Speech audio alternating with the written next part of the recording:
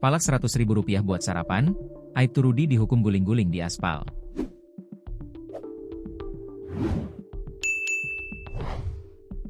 Aksi anggota polisi Kepergok melakukan pungutan liar, pungli, Rp100.000 kepada pengendara, belakangan viral di media sosial.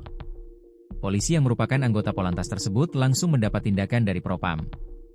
Video saat polisi melakukan hukuman dari Propam itu pun turut jadi sorotan netizen.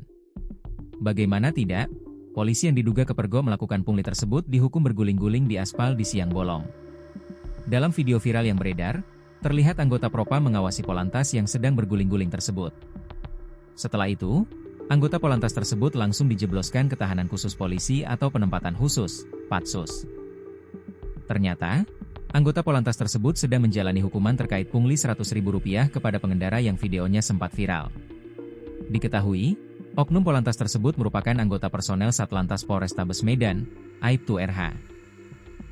Ia diduga melakukan pungli kepada pengendara motor yang melawan arah di Jalan Palang Merah, Kecamatan Medan Kota. Kabid Humas Polda Sumut, Kombes Ferry Walintukan mengatakan, Seksi Propam Polrestabes sudah memproses Aibtu RH.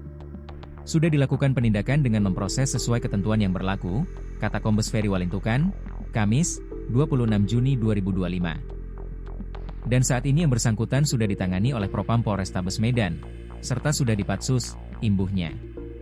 Diketahui, sempat viral di media sosial seorang polisi lalu lintas melakukan pungli ke pelanggar lalu lintas di kota Medan. Terlihat personel polisi tersebut mengambil uang tunai sebesar Rp100.000 yang dikeluarkan pengendara dari dalam dompetnya. Kabid Humas Polda Sumut, Kombes Ferry Walintukan, membeberkan awal mula kejadian. Aibtu RH melakukan pungutan liar terhadap seorang perempuan, pengendara sepeda motor Honda Beat BK 4388 AIK.